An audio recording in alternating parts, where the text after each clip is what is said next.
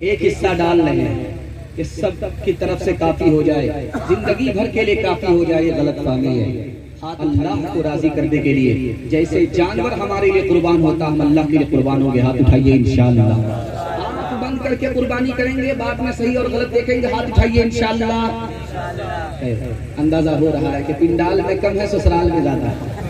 कामयाबी कामयाबी तो काम से होगी, कामयाबी कामयाबी तो काम से होगी, ना के हुस्ने कलाम से होगी, जिक्र के इंतजाम से होगी, से होगी, फिक्र के एहतिमाम से होगी, कामयाबी। पहला पैगाम खाता खुला है, खाता जितना अच्छा होगा इंशाअल्लाह खात्मा उतना अच्छा होगा। खुदा की मेहरबानी अपनी नाफरमानी के हवाले से सुनने के लिए जा रहे हैं। हाथ उठाइए, वादा कीजिए इंशाअल्लाह खुदा की नाशुक्री नहीं करेंगे। हाथ उठाइए इंशाअल्लाह। जिस आदमी के पास घर है वो खुशहाल है, जिसके पास बीवी है वो अमीर है, गरीब नहीं है, और जिसको सवारी है, नौकर चाकर है, वो बादशाह है। अब गौर कीजिए, अगर आपके पास अपना घर है, बीवी जिंदा है और सवारी है, गाड़ी है, तो आप बादशाह। लेकिन आप दौलत पर नजर है, इसलिए परेशान है। किस्मत से ज्यादा मांगना चाहता है, वक्त से पहले लेना चाहता है, आदमी अपने आप परेशान है। छींक आई, अल्लाह के रसूल ने दुआ दी, छींक आई, खामोश रहे, दुआ नहीं दी। उस आदमी ने सवाल किया, या रसूल अल्लाह, पहला आदमी जिसको छींक आई आपने दुआ दी और मुझको आपने दुआ नहीं दी, तो कहा कि उसने छींक आने पर अल्हम्दुलिल्लाह कहा, खुदा को याद किया। तुमने छींक आने पर अल्हम्दुलिल्लाह नहीं कहा, तुम खुदा को भूल गए, मैंने तुम्हें भूला। पूछा जा रहा, भाई दुनिया तुम्हारी किस तरह कट रही है? कब मिलता है तो शुक्र करता हूं, नहीं मिलता है सब्र करता हूं। तो ये काम तो मेरी गली का कुत्ता भी करता है, फिर तुम्हारी दुनिया कैसे कटती? जब मिलता है तो बांट करके खाता हूं, और जब नहीं मिलता तो सब्र करता हूं, खुदा के हवाले हो जाता हूं। मरीज डॉक्टर की मेहरबानी से मैं ठीक हो गया। मरीज डॉक्टर से कह रहा है, मैं आपकी मेहरबानी से ठीक हो गया। तो डॉक्टर बोला, अरे ये मेरा कमाल नहीं है, खुदा का कमाल है। तो मरीज झट से बोलता है, जब आप इतना मानते हैं तो फीस क्यों नहीं छोड़ते? तो आप सीने पर चढ़ करके फीस क्यों लेते हैं? हाथ उठाइए, वादा कीजिए, जब मुसीबत आएगी तो आसमान को सर पर उठा लेंगे इंशाअल्लाह।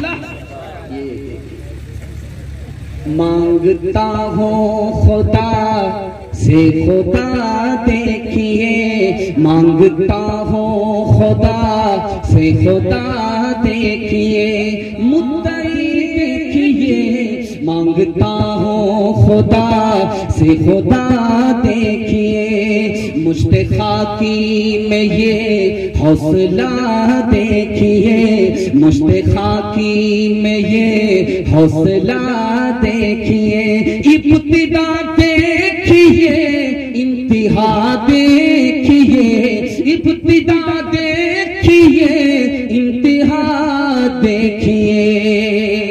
सीरत के हवाले से दूसरा पैगाम, बड़े खूबसूरत सामईन, आपकी चमकती हुई पेशानी, दिल से कुछ करके दाढ़ी रखेंगे। हाथ उठाइए इंशाअल्लाह। मैं आपका पीछा छोड़ने वाला नहीं, देखता हूं कहां आप लाइन पर आ रहे हैं। मैं बीच बीच में आपको टटोल रहा हूं कि आप दिलो दिमाग से यहां हैं या कहीं और चले गए। खैर, अल्लाह आपको जज़ाए खैर दे। एक आदमी थूक रहा है किबले की तरफ, और पीछे लोग तबसरा कर रहे हैं कि ये तो बहुत बड़ा वली है।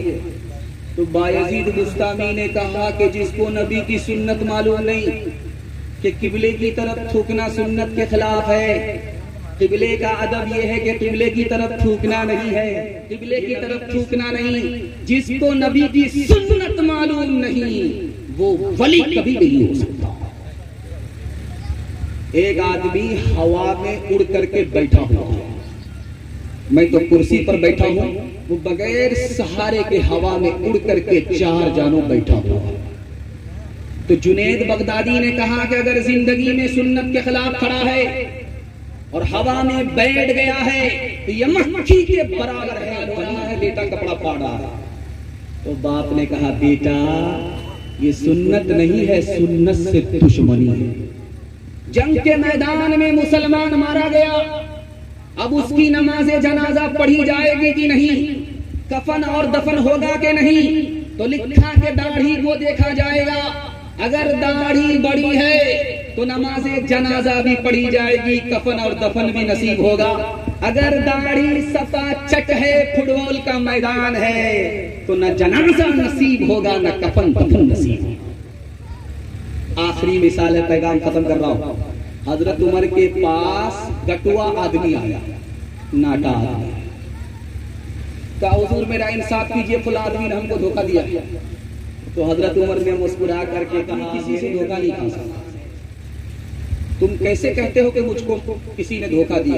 कहा हुजूर बात तो सही है, नबी का फरमान सनातों पर, जिसने मुझे धोखा दिया है वो मुझसे ज्यादा नाटा था।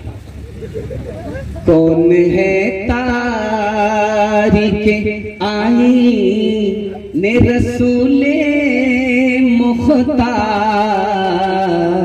मसलहत वक्त की है किसे के अमल का मेयार, हो गई किसी सलफ से बेजार,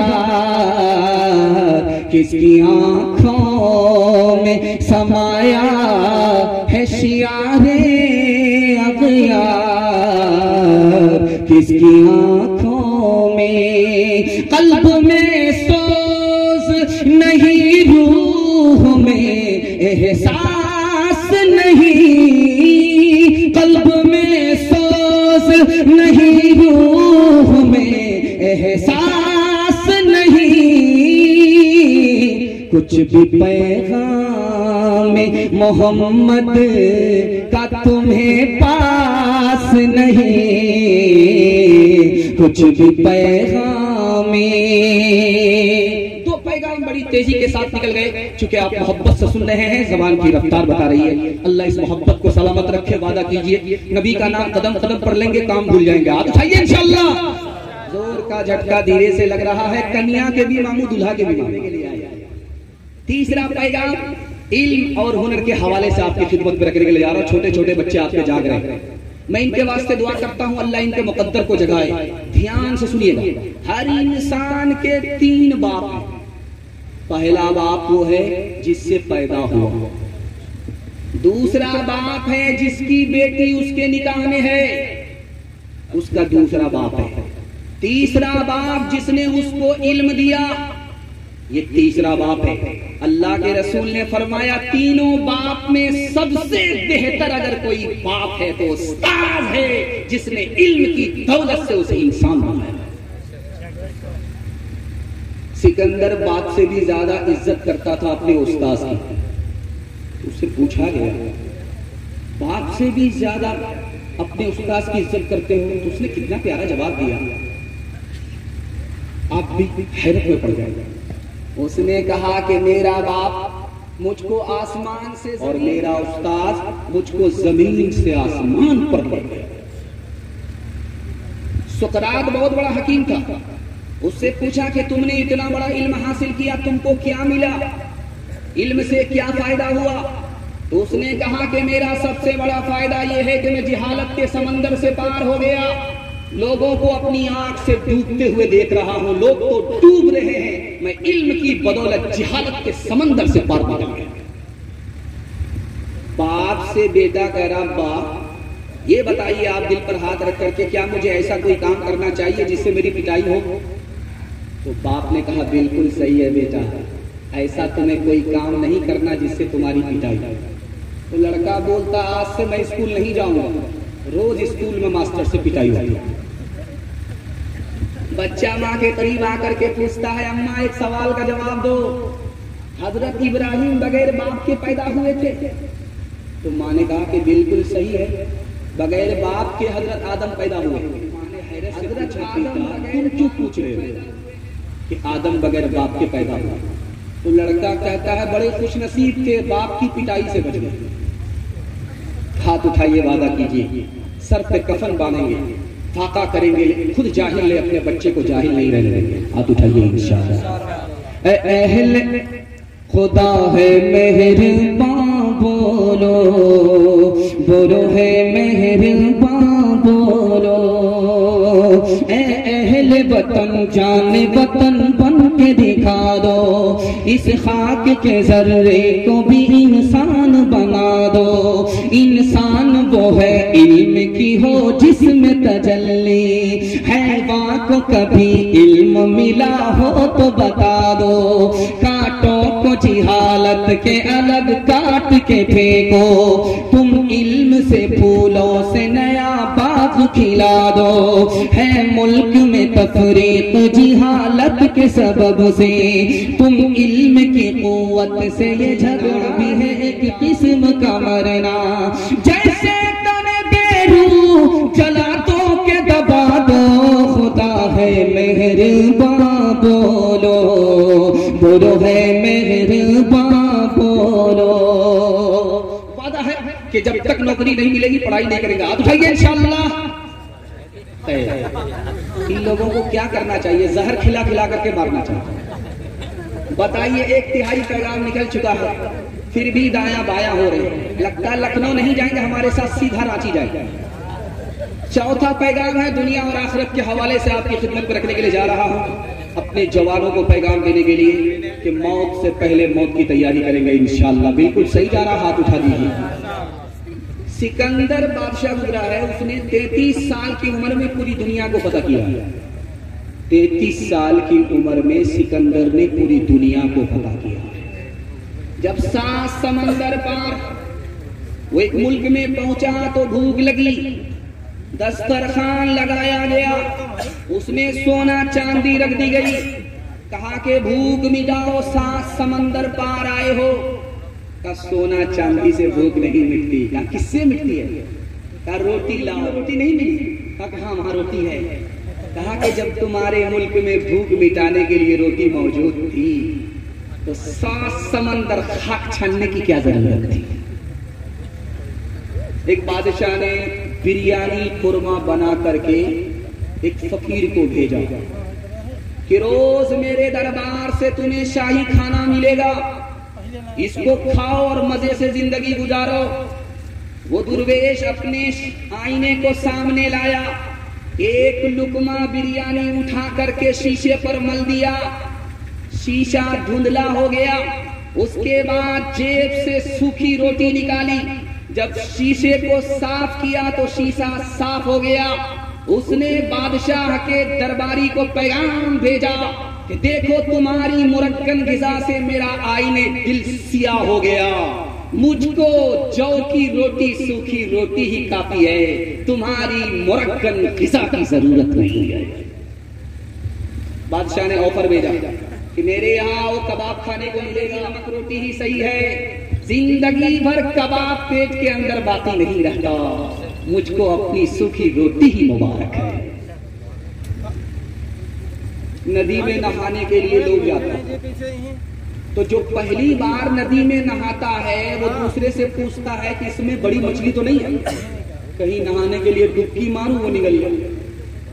तो उसने मल्लाह से पूछा कि मैं इस नहर में नहाना चाहता हूँ, इसमें बड़ी मछली तो नहीं है? कहा बेफिक्र होकर के नहाओ, जितनी छोटी बड़ी मछली थी सबको मगरमच्छ ने खा लिया। आदमी हैरत में पड़ गया कि जब मगरमच्छ जिंदा है मैं नहाने के लिए जाऊंगा तो मुझे चट कर जाएगा।